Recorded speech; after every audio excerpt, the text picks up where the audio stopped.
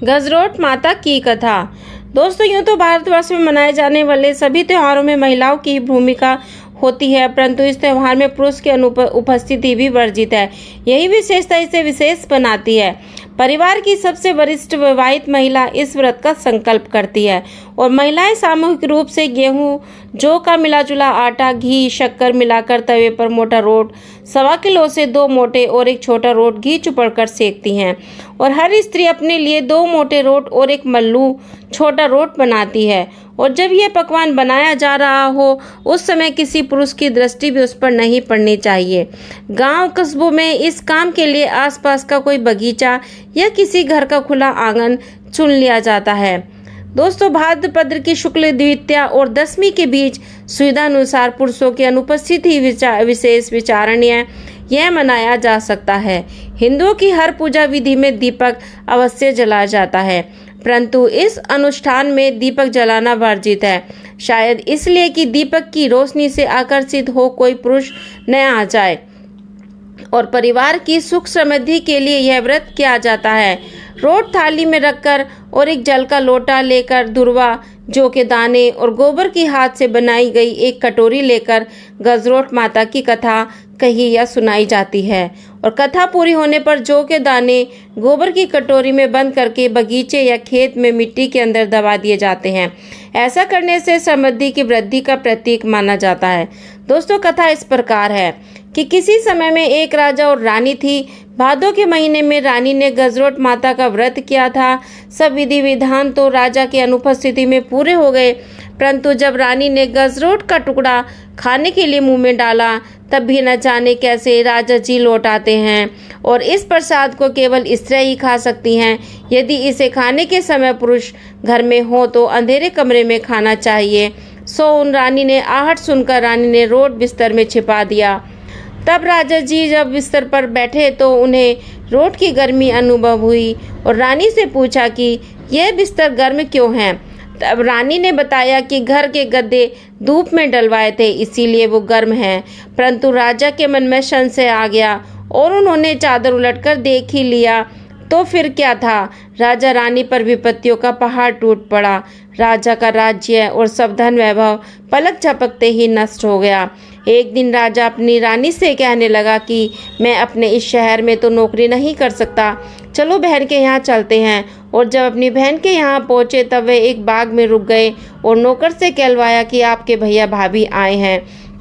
और जब नौकर ने उनकी बहन से जाकर बताया कि आपके भैया भाभी आए हैं और बाग पर ही रुके हुए हैं, तब उसकी बहन पूछती है कि वह किस हाल में हैं।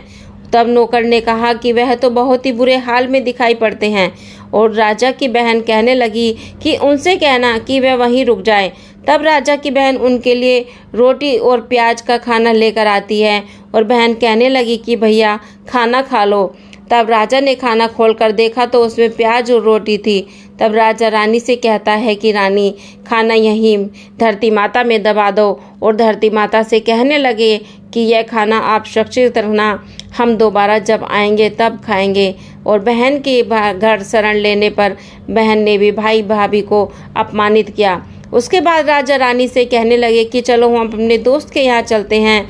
जब अपने दोस्त के यहाँ पहुँचते हैं तब दोस्त ने उन्हें बाहर बैठक में बैठा दिया और उनसे कहा कि मैं अभी आता हूँ।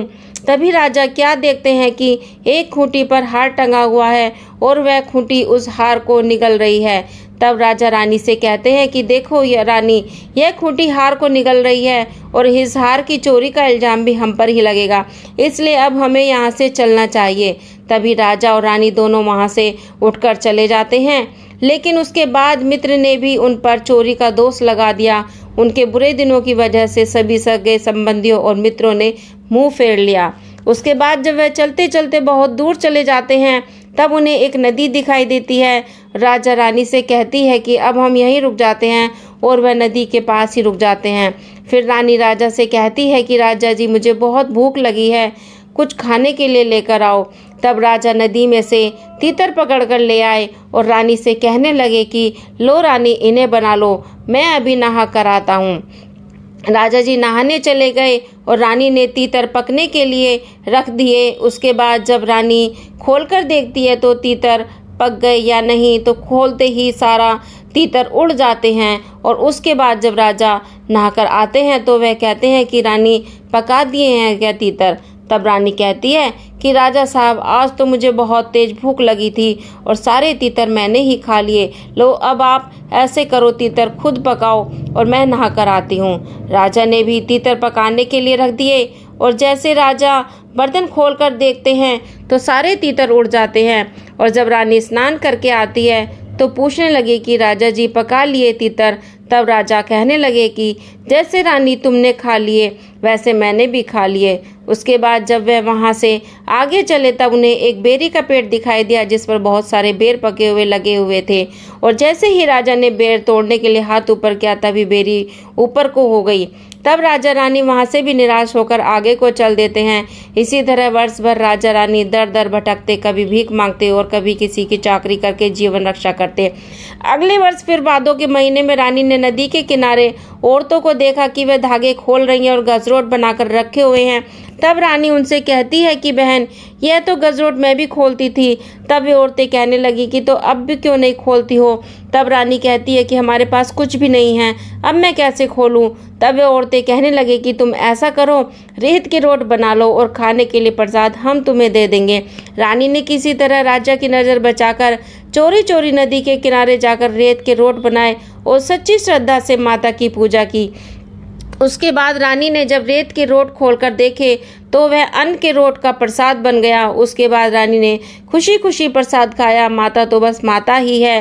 रानी की भक्ति से प्रसन्न हो गई। उसके बाद रानी अपने राजा जी से कहने लगी कि राजा जी, अब हमारे अच्छे दिन आ गए हैं, हमारा राजपाट वैभव सब मिल गया है, अब हम अपने देश के लिए चलते हैं। और जब उन्होंने अपने देश जाकर देखा तो उनका राज्य वैभव सब वापस आ गया और जिन लोगों ने उनका तिरस्कार किया था वे सब कारण मालूम होने पर लज्जित हुए। तो इस प्रकार जैसे राजा रानी के दिन फिरे वैसे सबके फिरे। इसीलिए भादों के महीने में अमावस के बाद 2 से और 10वीं के बीच के दिनों में गजरोट सभी करें। दोस्तों, कहानी कैसी लगी कमेंट में ज़रूर बताइए। कहानी पसंद आए तो वीडियो को लाइक करें, शेयर करें और चैनल को सब्सक्राइब करें। सब्सक्राइब करने के कोई पैसे नहीं लगते हैं दोस्तों, प्लीज़ सब्सक्राइब करिए। Bye bye, take care.